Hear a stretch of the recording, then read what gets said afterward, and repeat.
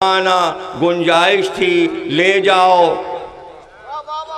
तो पहले फैसला हो जाए ताकि लोगों को पता चल जाए एक ही थी, गुंजाइश थी ज्यादा औरतों की मगर ले को गए। अगर होती तो सभी चली जाती, यानी इतनी बेटियां नहीं थी, बेटी एक ही थी। अब रह गया नवासे का मसला।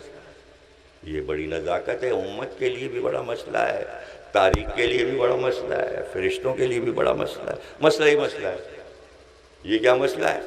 इसलिए कि रसूलुल्लाह के बेटे जो मारिया किप्तिया से थे, जनाब इब्राहिम, वो मौजूद थे। इमाम हुसैन के बराबर ही तो हैं। तो मुबाहिले में हुसैन कितने बड़े थे? जितने बड़े वो थे उतनी बड़े जनाब इब्राहिम थे। तो अगर बेटों को ले जाते तो ये सोच रहे हैं ना, बेटा तो मेरा अपना मौजूद है, बेटा तो मेरा अपना मौजूद है, अगर उसे छोड़ूं, ये बड़ी नज़ाकत है। मेरी किताब है जनाब सैयदा पे 1500 सफ़े की, उसमें बड़ी बहसें मैंने ये उठाई हैं और जवाबात दिए हैं। मौला अली से पूछा गया कि अगर इब्राहीम बच जाते तो क्या होता? आपने फरमाया अगर बच जाते, जुमानी, अगर बच जाते यानी जिंदा रह जाते तो सच्चे नबी होते। ये रवायत सही बुखारी में भी आई है। और राविया से पूछा गया, उन्होंने कहा अगर जिंदा रहते तो नबी के बाद नबी होते, नबूवत ख़त्म ही ना होती। इसलिए कि नबी का बेटा नबी से कमतर नहीं हो सकता और ना अफजल हो सकता है, तो नबी होता यानी बराबर होता। ये बहस है।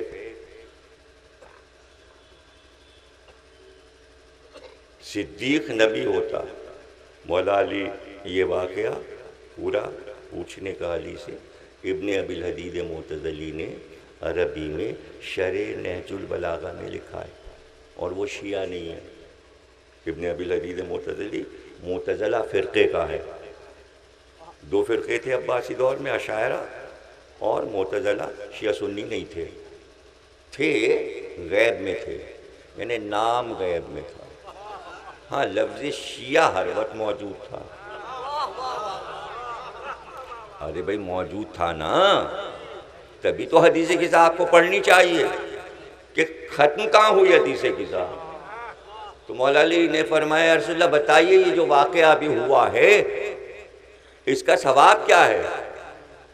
का ये जहाँ वाक़या पढ़ा जाएगा तो जो लोग पढ़ेंगे और सुनेंगे मलाइका उन्हें आके घेर लेंगे, और जब तक वो अपने घर ना पहुँच जाए फरिश्ते उनके लिए दुआएं करते रहेंगे, मग़फ़िरत की, रहमत की दुआएं। तो यहाँ पे हदीस ग़िज़ा ख़त्म हो रही है। मौला अली ने हाथ उठाए और कहा फिर हम भी कामयाब और हमारे शिया भी कामयाब।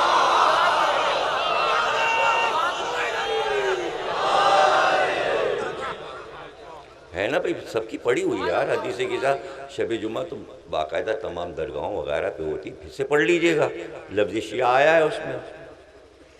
तो इमाम उसको कहते हैं जो तन्हा अपनी कामयाबी का ऐलान ना करे, चूँकि अली को मुस्तक़बिल में कहना है फुस्तो बे रब्बिल काबा, मैं कामयाब हो गया। पहले कह दिया मेरी कौम भी कामयाब है मेरे साथ। हाँ, नाकामयाब कौम छोड़ के अली नहीं जा रहे, और अंबिया ने नाकामयाब उम्मतें छोड़ी हैं। वो जनाब सालेह हों, जनाब हूद हों, जिनके ऊपर अज़ाब आए, वो सब नाकामयाब उम्मतें थीं। अली को ये फ़ख्र है कि मैं अपनी कौम छोड़ रहा हूँ जो कामयाब है, जिसे कोई नाकामयाब ना कर पाएगा। ये है हदीस ग़िज़ा। तो यानी ये फ़ैसला हुआ कि रसूलुल्लाह ने ये फ़ैसला किया कि मैं ज़हरा के घर जाऊँ, और जो फ़ैसला हो जाए कुदरत को भी पसंद आए, वरना मैं क्या करूँ, नवासों को ले जाऊं या बेटे को ले जाऊं? बेटे को छोड़ना इस बात की दलील है कि आयत ने आकर ये कहा अबनाना व अबनाकुम, बेटों को ले जाओ, और जो सगा बेटा है उसको मुबाहले में नहीं ले जा रहे। तो घबराहट ना हो आलम इस्लाम को इस जुमले पर, घबराहट ना हो। अल्लाह ये बताना चाहता था कि नबी का बेटा और है, नबूवत के बेटे और हैं। हसन और हुसैन नबूवत के बेटे हैं। अब नाना वाबनाकुम, बेटों को ले जाओ। तो अब जो कुछ रिश्ता है वो नबूवत से है, नबूवत से है। तो हसन और हुसैन जा रहे हैं। अब जाने की शान इसलिए कि बहुत मजमा था सुबह, और ये भी लिखा हुआ है कि रात को लोगों ने अपनी हजामतें भी बनवाई थी, बड़ी हुई दाढ़ियाँ भी दुरुस्त की थी, आँखों में सुरमा भी लगाया था, जुल्फ़ें भी झाड़ी थी, खाक चाड़ के सुलझाई थी, अच्छे अच्छे कपड़े पहने थे कि जैसे ही रसूलुल्लाह बाहर निकलेंगे तो हमसे कहेंगे तुम भी चलो, तुम भी चलो। सब समझ गए थे 22 अजब के कूंडे हैं जाफरी साहब के यहाँ से। पूरे शहर को बुलाया है, महाराज कुमार भी आए और राजा साहब भी आए और फलाने भी आए और नैयर मजीदी भी आ जाएं और मेहदी साहब भी आ जाएं और एहसन भी आ जाएं और अब्बास रज़ा नैयर आइएगा ज़रूर, हैदर मियाँ आएंगे, सब आएंगे।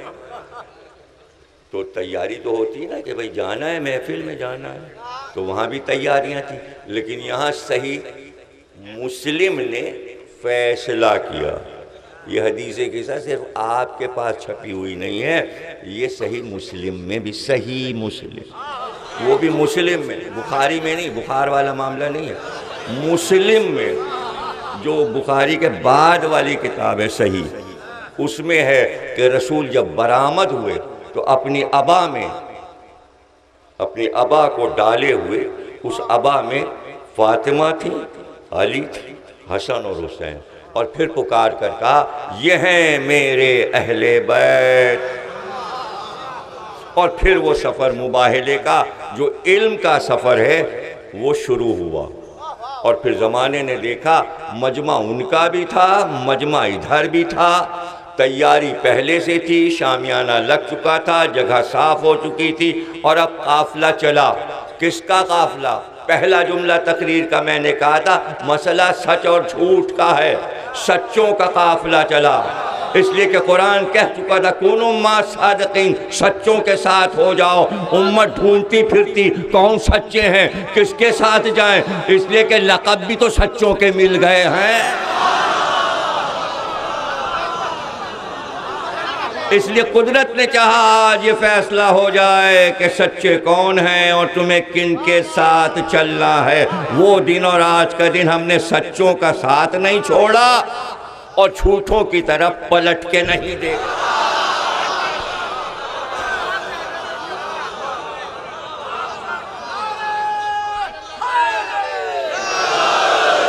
माशाअल्लाह, जज़ाकल्लाह के बीच में एक गैप भी हुआ और उसके बाद मजलिस शुरू हो गई और आप उसी तरह माशाअल्लाह सरशारी की कैफियत से सुन रहे हैं। और फिर आज तो लखनऊ के आफ्ताब व महताब व सितारे और सभी जमा हो गए, पूरा बयानत दौला अर्श बना हुआ, गैलेक्सी कहकशां, इधर शफक, उधर नैयर मजीदी, इधर नैयर जलादी, कहकशां, बीच में जाफरी साहब। जाफरी आपको पता है फूल का नाम है, जाफरी फूल का नाम है, जाफर नहर का नाम है। और फिर नामों में कितने आप देखिए फ़ज़ाइल हैं नवाब साहब के नाम। और फिर ज़ाकिर मीर अनीस का मरसिया, और फिर आफ्ताब मरसिया खानी। तो मैं गलत कह रहा हूँ कि आफ्ताब महताब सब सितारे, तो पूरा अर्श सजा हुआ है। रात का वक्त है और सितारे नज़र आ रहे हैं मुझे, उधर तो ऐसा अंधेरा है तो अंधेरे में सितारे ही चमकते नज़र आ रहे हैं। आंखें वाँखें किसी की नहीं दिखाई दे, वह गोरे गोरे चेहरे सितारे जैसे दिखाई। खुदा की कसम मुझे एक भी काला नहीं नज़र आ रहा, एक भी, कसम खा रहा हूँ, इधर न इधर न इधर। यही तो मौला ने कहा कामयाब हैं, सूरत में कामयाब, सीरत में कामयाब, ईमान में कामयाब, आखिरत में कामयाब, अकीदे में कामयाब। अरे सबसे बड़ी कामयाबी विलायत अली में।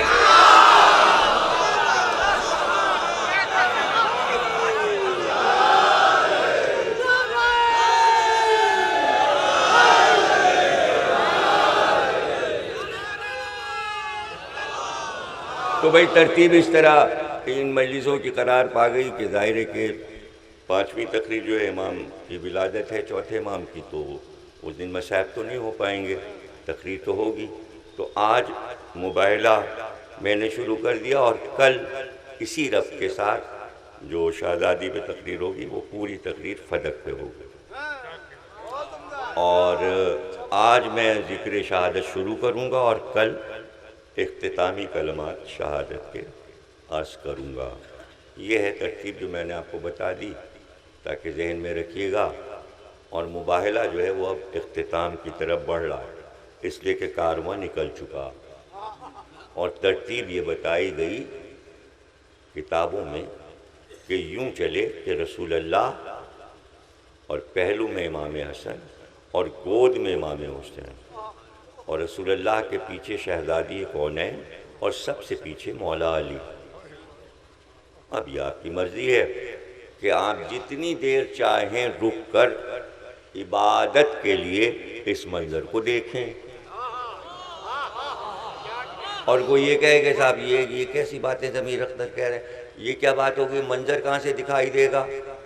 मंज़र तो जो लोग मदीने में थे वो देख चुके। नहीं, हर इमाम का इरशाद है कि तुमसे अफजल होंगे वो जो आज से 1000 बरस के बाद आएंगे, वो अफजल होंगे मेरे चाहने वाले। साहब ने कहा ये कैसे? कहा तुम देख के ईमान ला रहे हो ना, देख के मोहब्बत कर रहे हो। अफजल वो हैं जो दिल की आंखों से जब चाहे मंजर देख लें। तो कोई ऐसा नहीं है जो ये इनकार करे कि उसको मुबाहला इस वक्त नजर नहीं आ रहा। ये चला मुबाहले का कारवां और ये पहलू में हसन है और गोद में हुसैन है और पीछे चादर में स्याह चादर में शहजादी कौनैन है। और इस तरह ये कारवां तरतीब पाया है, इस तरह तरतीब पाया है कि आज बहुत से फैसले हो जाएं। ये सच्चे जा रहे हैं, इनके पीछे चलना है, इनकी बात माननी है, सच्चों के साथ हो जाओ। कुरान में कहीं ये नहीं कहा गया सच बोला करो। एक आयत भी हो तो कल लेके आइएगा ढूंढ के, इसलिए कि दुनिया का मुश्किल तरीन काम है सच बोलना। यहीं से तो तकरीर शुरू हुई है, मीसम से बात शुरू हुई। सच बोलना मुश्किल है। अल्लाह को पता था कि अगर मैं कह दूं कि सबको सच बोलना वाजिब है तो मीसम तो एक ही निकलेगा, कंबर तो एक निकलेगा, सलमान तो एक होगा, अबू दर एक होगा, मिक़दाद एक होगा, अम्मार एक होगा। सब तो नहीं मीसम बनेंगे, तो सब अज़ाब में मुब्तला हो जाएंगे। कहा मान ही नहीं रहे, कोई सच बोल ही नहीं रहा। तो अब आप देखिए, हम बचपन में हमारे उस्ताद पढ़ाते थे तो कहते थे देखो हमेशा अच्छी सोबत रखो, अच्छों के साथ बैठो। अब वो उसकी तशरीह करते थे, वो कहते थे देखो ना पढ़े कोई नमाज और इत्तेफाकन कोई मौलवी साहब से काम हो, मस्जिद में चला जाए और फिर निकले मस्जिद से, तो लोग कहेंगे नमाजी मस्जिद से निकले। और कहीं ताड़ी खाने में कोई दोस्त हो उसको उठाने गया हो और वहाँ से निकले, हालांकि ना वहाँ मुलविस हुआ ना यहाँ मुलविस हुआ, लेकिन सोहबत ने मंजर वहाँ का भी दिखा दिया, यहाँ का भी दिखा दिया। भाई आप जैसा समझने वाला हो, क्या ज़हीन मजमा है लखनऊ का, तो आसान बात बता दी, सच्चों के साथ हो जाना। फिर क्या मजाल कोई तुम्हें झूठ कहे। उम्मत ने अजीब फैसला किया, झूठों के पास जाके बैठ गए।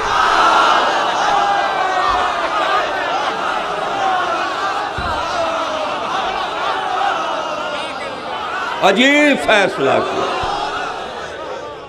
अजीब फैसला किया। हम जमे बैठे हैं, सच्चों के साथ हैं, इसलिए हम भी सच्चे हैं, हमने कभी झूठ बोले ही नहीं। दीन का मामला, दीन के मामले में झूठ नहीं बोला, जितना है कुरान में उतना ही कहते हैं, ना घटाते हैं ना बढ़ाते हैं। हदीस में भी ना घटाया ना बढ़ाया, सीधी सी बात कही पैगंबर ने, मैं शहर इल्म हूँ, अली उसका दरवाज़ा है, ना मैंने उसमें खिड़की लगाई ना छत लगाई।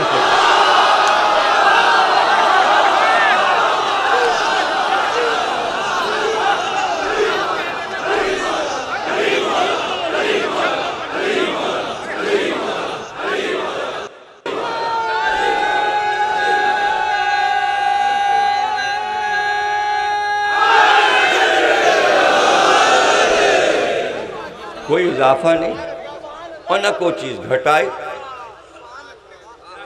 ना बढ़ाए, इसलिए कि सच्चों के साथ हैं, सच्चों के फैसले हैं, जो उन्होंने कह दिया वो करना है, इसलिए हम अपनी तरफ से क्यों करें? हमें क्या हक है कि हम फैसले करें? अब लोग फैसले करते रहें, इसलिए कि लोगों ने कुछ ऐसे उलूम बनाए हुए हैं जिनके ज़रिए से वो फैसले करते हैं, अजान में हो कि ना हो, तशहुद में हो कि ना हो, हमें क्या पता। सच्चों ने जो कहा है वो करते रहिए। अभी झूठे तो मुखालफत करेंगे, झूठे तो सच पे मुखालफत करेंगे। हर झूठा सच बोलने वाले से जलता है, हर जाहिल हर आलिम से जलता है। इमाम सादिक अलैहिस्सलाम से मजमे आया और एक वक्त ने कहा, आज हम आपसे पूछ के जाएंगे, आज हमें बताइए, और आप ही बता सकते का क्या? का भाई मौला अली से बढ़कर आलम इस्लाम में फ़ज़ाइल किसके थे, रुतबा किसका था, मर्तबा किसका था, उसके बावजूद अली को खिलाफत क्यों नहीं उम्मत ने दी? सवाल कितना मुश्किल है, हालांकि आसान सवाल है और यही एक सवाल है, सवाल ही कोई नहीं, लेकिन देखिए वो करने का तरीका सवाल लग रहा है बिल्कुल नया सवाल हो रहा है। और किससे पूछ रहे हैं? सादिक से। आपने कहा भाई वो दे ही नहीं सकते थे, दे ही नहीं सकते थे। सबने कहा मौला क्यों? कभी ना देते, नहीं देंगे। क्यों? इसलिए कि उम्मत के लोगों का लेबिल और अली का बराबर नहीं था, वो अपना जैसा लाना चाहते थे।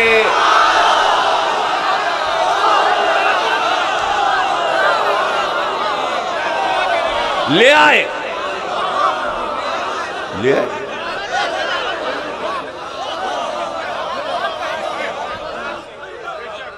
अच्छा अगर आप चले जाएं, यहाँ कई धोबियों के बहुत से हाथ हैं, उनका इलेक्शन होता है, और आप किसी को ले जाइए यहाँ से प्रोफेसर को, भैया आपकी इनको चुन लो अपने बिरादरी का प्रेसिडेंट, धोबी क्या कहेंगे?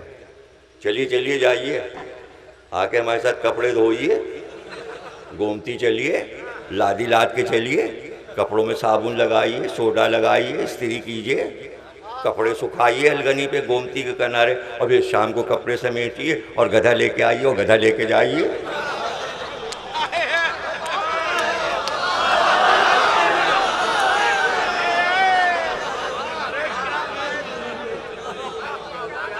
तो हम आपको शामिल करेंगे, तो फिर आइंदा साल देखेंगे जब आप मेहनत करेंगे तो हम इलेक्शन में आपको खड़े कर देंगे।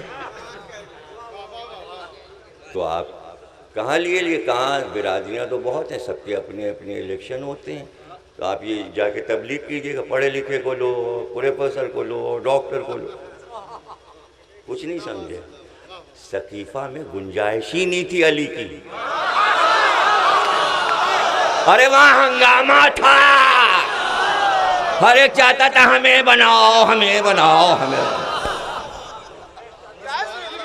गदीर में ये थोड़ी हो रहा था हमें बनाओ, हमें बनाओ। अल्लाह नबी से कह रहा था अली को बनाओ, अली को बनाओ।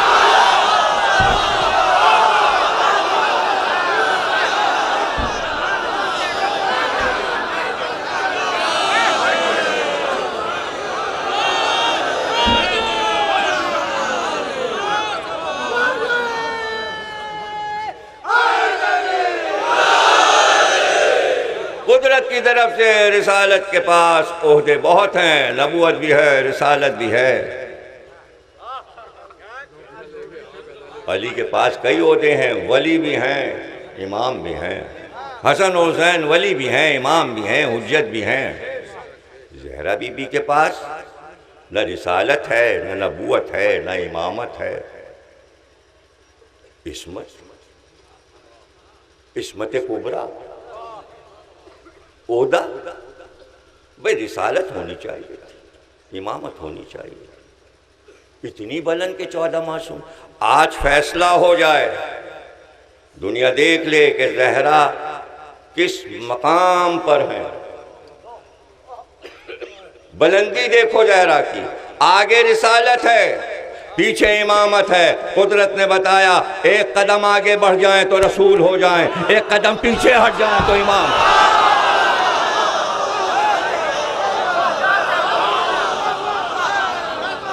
एक कदम का फासला है रिसालत में, एक कदम का फासला है इमामत में। इसलिए कि इस्मत मुश्तरक है, इस्मत के बगैर न रिसालत मिलती है न इमामत। इसलिए मरकज़ में ज़हरा को रखा, ज़हरा को रखा। ज़हरा मरकज़ हैं, इसलिए कि ख़ानदान खातून से बनता है। आए मवद्दत का मरकज़ हैं, आए दुरूद का मरकज़ हैं, कलमे और शजरे का मरकज़ हैं। तो आज मुबाहले का मरकज़ हैं। रसूल आगे हैं, अली पीछे हैं। कुदरत चाहती है कि नक्श कदम, चूँकि नंगे पैर चल रहे थे, नालैन पहन के नहीं जा रहे थे, न रसूल के पैर में नालैन थी, न ज़हरा के पैर में नालैन थी, न इमाम हसन के पैर में नालैन, न हज़रत अली के, नंगे पैर जा रहे। नक्श बन रहे, मुबाहले के नक्श बन रहे। इसलिए कुदरत ये चाहती है कि रसूल का नक्श बने तो उस पर ज़हरा का नक्श बने, जब ज़हरा का नक्श बन जाए तो उस पर अली का नक्श बने। यानी ज़हरा के नक्श कदम न ज़मीन देख सके न आसमान देख।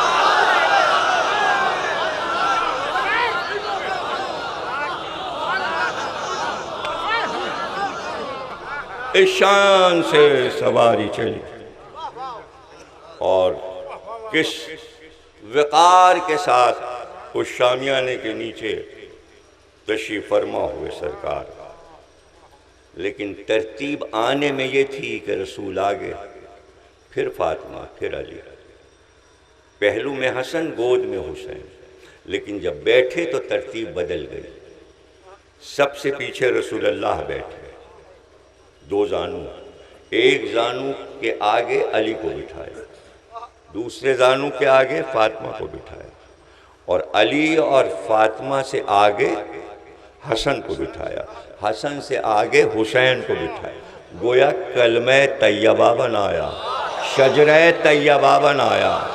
परसों अर्ज़ किया था ज़हरा शजरे तैयबा भी हैं और कलमे तैयबा भी हैं, कलमे बाक़िया भी हैं। यानी रसूल ने बताया मुझसे अली और फातिमा हैं, अली और फातिमा से हसन और हुसैन हैं, और हुसैन से ये सिलसिला महदी तक जाएगा।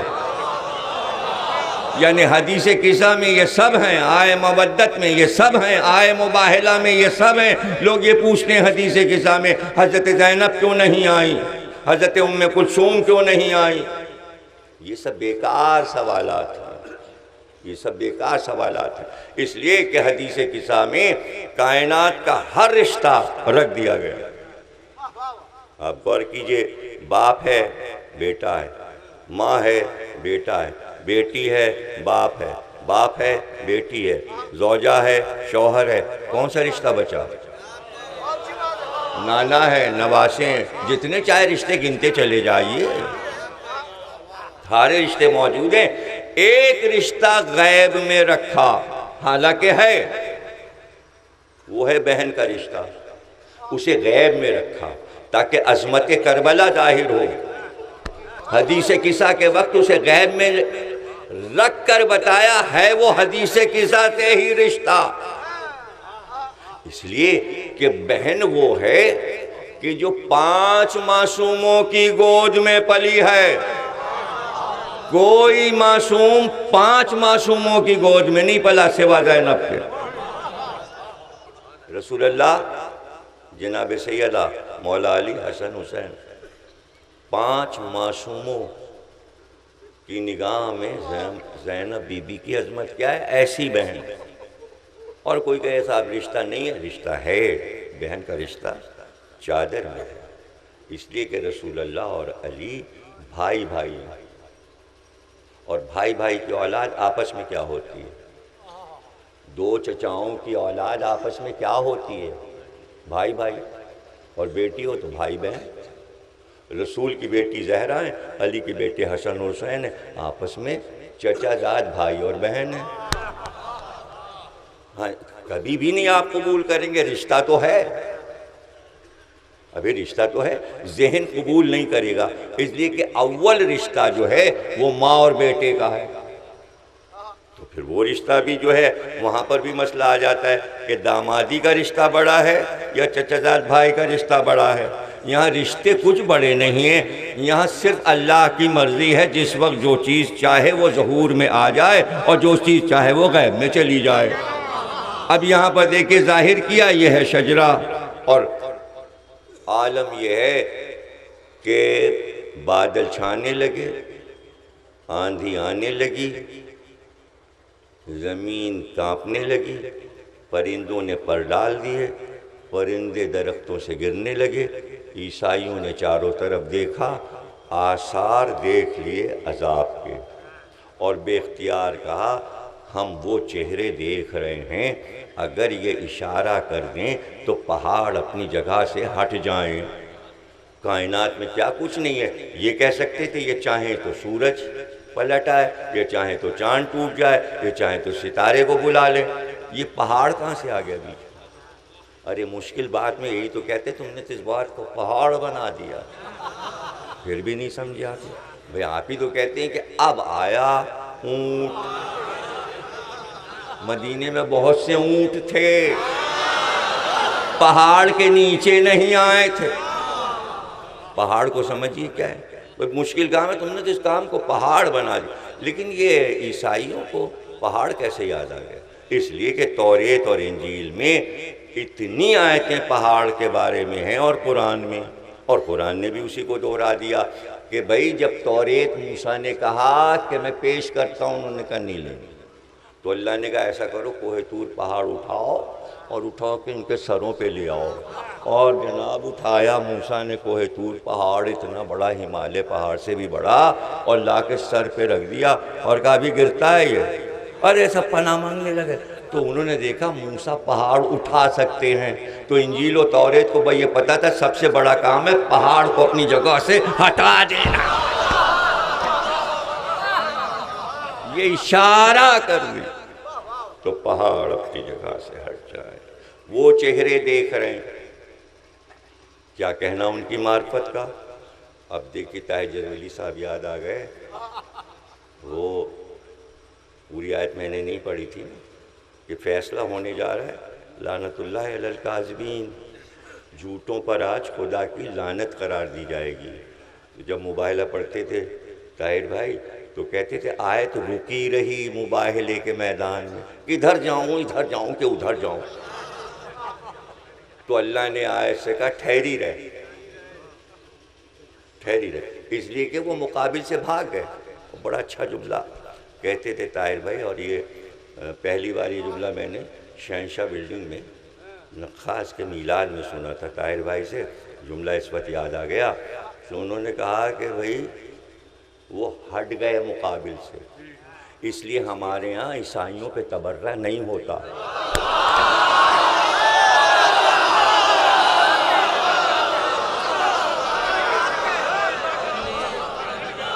बर ईसाई लानत नहीं है, कोई नहीं लगाता। तो अब पता चला फैसला इस लफ्ज़ का ते बे रे अलिफ का जो हुआ कुरानी, वो इस पर हुआ जो इनके मुकाबिल डट जाए उस पर होगा, जो भाग जाए मुकाबला न करे उसकी क्या बात है। अब जो भी डटा, मुझे क्या पता आप क्या क्या देख रहे हैं और क्या देख रहे हैं। तो आयत ने भी अपने फैसले बार बार सुना दिए, तुम डटे रहोगे तो मैं भी डटी हूँ।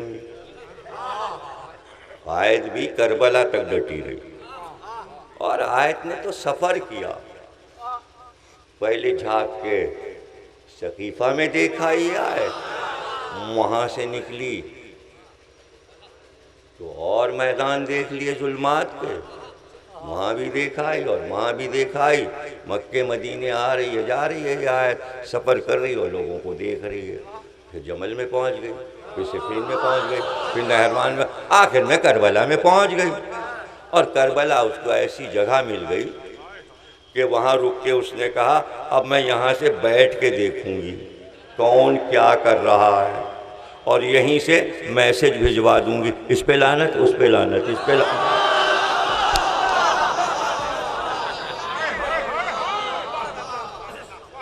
निगरानी हो रही और दावत दी जा रही, सच्चों के साथ हो जाओ ताकि लानत से बच जाओ।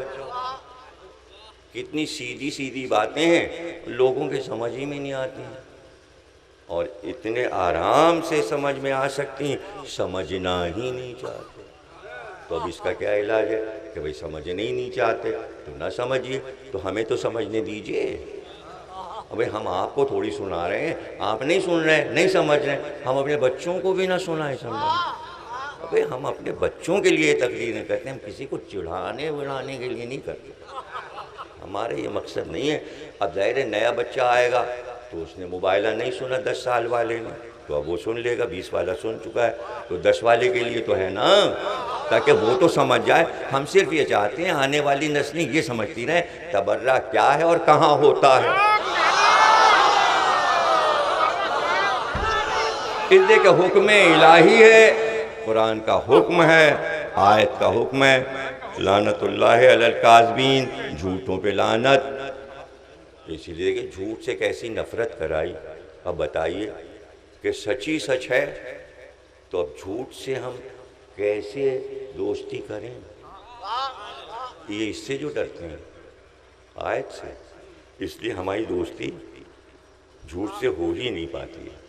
बस दोस्ती है और कह दिया मौला अली ने कामयाब, तो कामयाबी का राज ये है कि सच्चों के साथ हो गए और सच्चों के साथ हैं। मुबाइला हो गया, उन्होंने कहा कि भाई हम वो चेहरे देख रहे हैं, कितने अच्छे लोग थे, चलने लगे तो नबी की ज़ियारत को आए, सलाम किया, बच्चों को पैरों पे बोसे दिए, गए वहाँ जाके तबलीग की, और जनाब उस तबलीग का असर ये हुआ कि पूरा यमन सच्चों के साथ हो गया।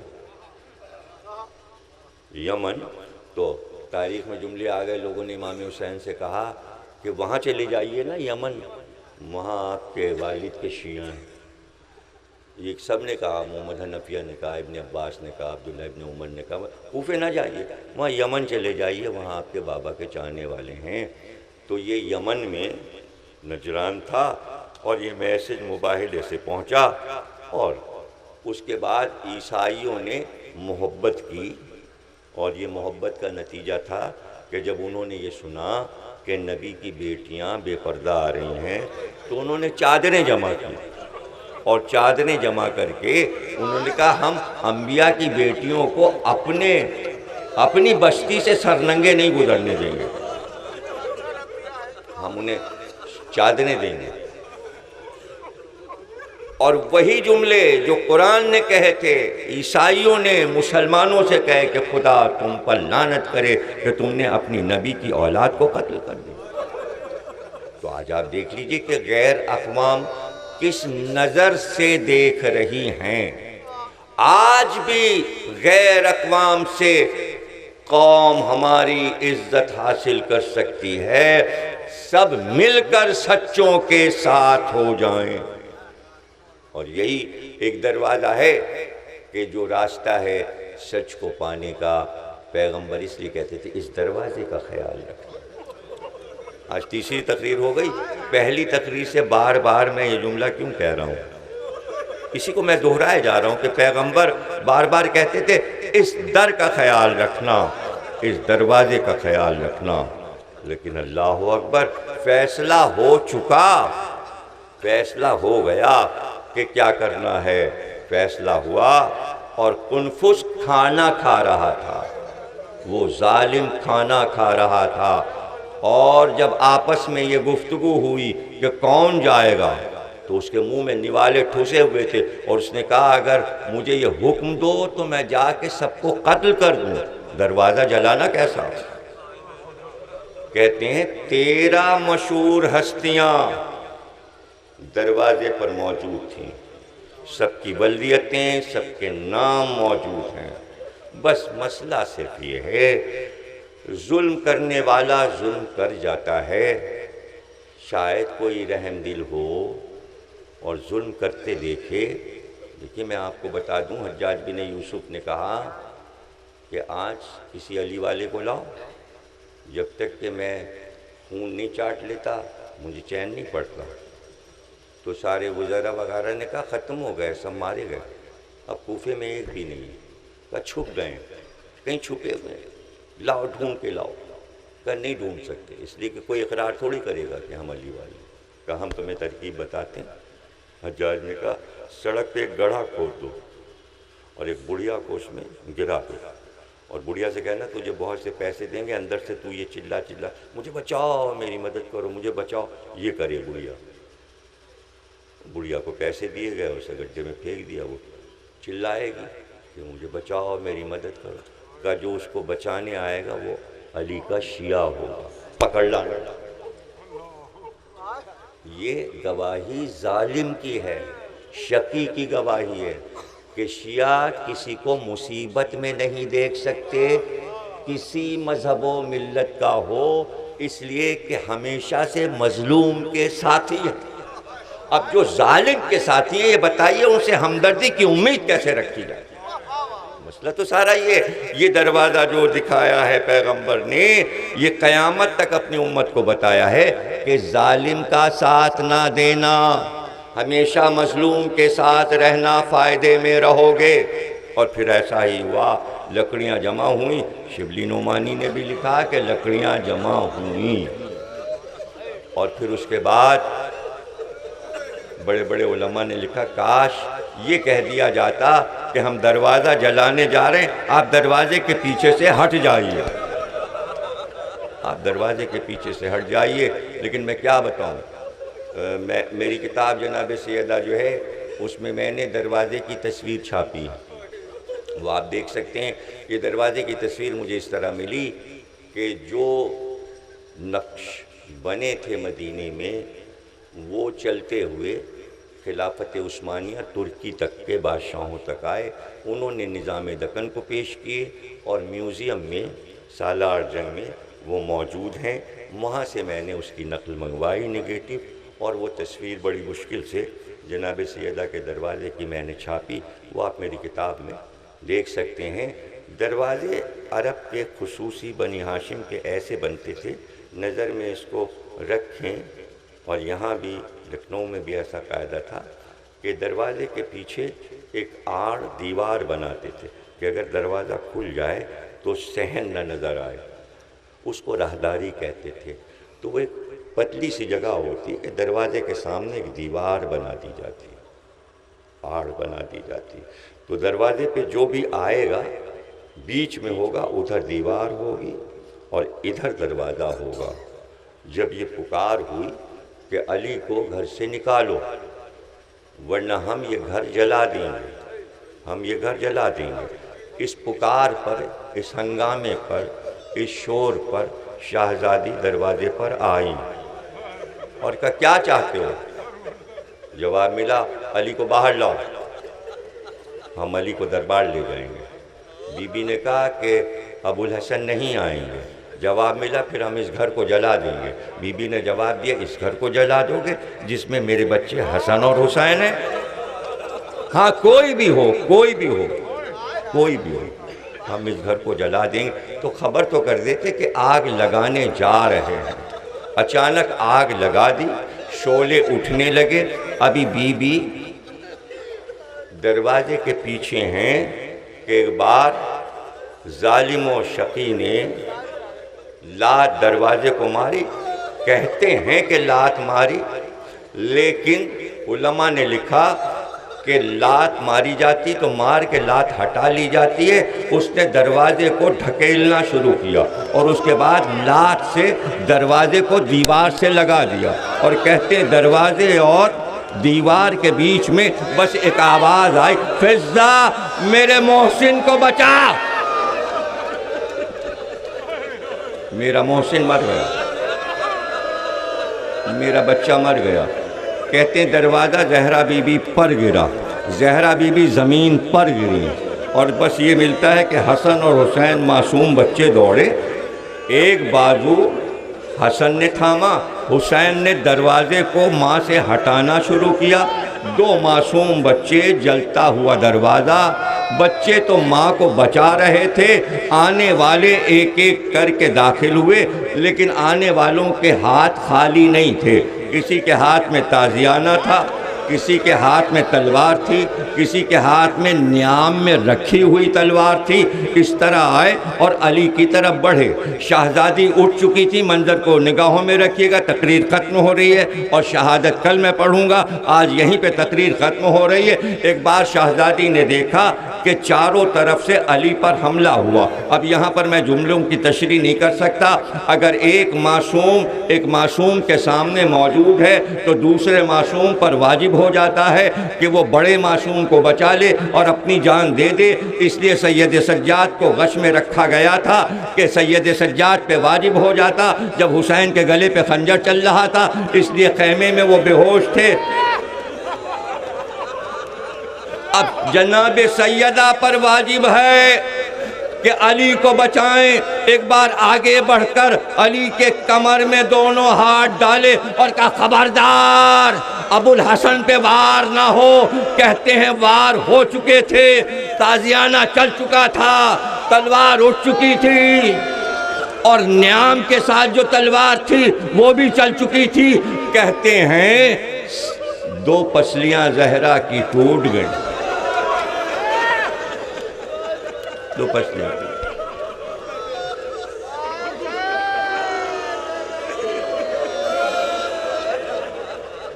और ताजियाना जिसके हाथ में था वो ताजियाना चल चुका, तो उसके लिए फिज़्ज़ा कहती है कि बीबी चली गई दुनिया से मगर एक हाथ फिर उठा नहीं। जज़ाकल्लाह। अज़ाए सैयदा, आवाज़ें आपकी बुलंद हैं। भाई यही तारीख़ें हैं जब ये मज़ालिम शुरू हो गए। 3 जमादी सानी तक इन मज़ालिम का सिलसिला चलता रहा। ये तारीख़ जो है दरवाज़े जलने की तारीख़ है, फ़दक के लिए दरबार में जाने की तारीख़ें हैं। ये जमादुल अव्वल से शुरू होकर ये जुल्म का सिलसिला जमादुल सानी तक चला गया, जमादुल सानी तक चला गया। चादर का फंदा अली के गले में डालकर गिरा लगाकर अली को गिराया गया और घर से खींचते हुए बाहर लेकर आए और शाहराए मदीना पर अली को खींचना शुरू किया। एक बार वो बीबी जो इतनी ज़ख्मी हो चुकी थी अपनी तकलीफ़ को भूल गई। एक तरफ बच्चे रो रहे थे, तड़प रहे थे, लेकिन जब ये मंजर देखा कि अली को सड़क पे घसीटा जा रहा है तो एक बार सहन में आई। लीजिए तकरीर ख़त्म हो गई और एक बार अपने बालों को खोला और खोलने के बाद दोनों हाथों पर बालों को उठाया और बुलंद करके कहा, परवरदिगार तेरी बारगाह में ज़हरा नंगे सर अपने बालों को खोले खड़ी है। मेरी तमन्ना है कि इस ज़मीन को आज ख़त्म कर दे, अगर क़यामत लाना है तो ले आ, इस उम्मत पे अज़ाब ले आ। कहते हैं सलमान फ़ारसी कि मदीने की ज़मीन ज़लज़ले में कभी दाएं बुलंद हुई कभी बाएं। सलमान कहते हैं मदीने की मस्जिद नबवी इतनी बुलंद हुई दीवारें कि मैं उसके नीचे से गुज़र सकता था और आ सकता था। और उस वक्त जब ज़लज़ला हुआ तो उस वक्त आवाज़ दी अली ने, सलमान सलमान ज़रा करीब आओ। सलमान कहते मैं दौड़ता हुआ गया और मुझे इशारा किया, ज़हरा से जल्दी से जाकर कहो कि हुजरे में चली जाएं। ज़ेरे साया चली जाएं, बालों को बांध लें, इसलिए कि सब्र का मकाम है। सलमान आए, आकर ड्योहड़ी पे अपने सर को मारा, दाढ़ी को रगड़ा, कहा आपके शौहर ने कसम दी है कि हुजरे में चली जाइए। मैं कहूँगा बीवी आपने बाल खोले थे तो जलजला आ गया, आसारे क़यामत आ गए।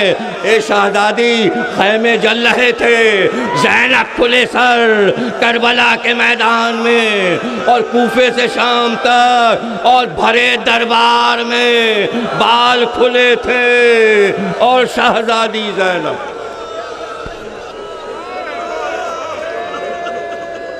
बारेला इन आवाज़ों पर अपनी रहमतों को नाजिल फरमा, बहक के जनाब ज़हरा परवरदिगार इनके घरों को आबाद रख, इनके बच्चों को विलायत अली पे परवान चढ़ा, मोहब्बत अली पे परवान चढ़ा। जितने ज़रूरतमंद हैं उनकी ज़रूरतें पूरी हों, बहक मोहम्मद और आले मोहम्मद। जो बेरोज़गार हैं उनको रोज़ी अता फरमा, जो बीमार हैं उन्हें शिफा अता फरमा, जो मर गए उनके दरजात को आला इल्लीन में बुलंद फरमा। इमाम ज़माना का ज़हूर फरमा, ताजील फरमा, मातम हुसैन।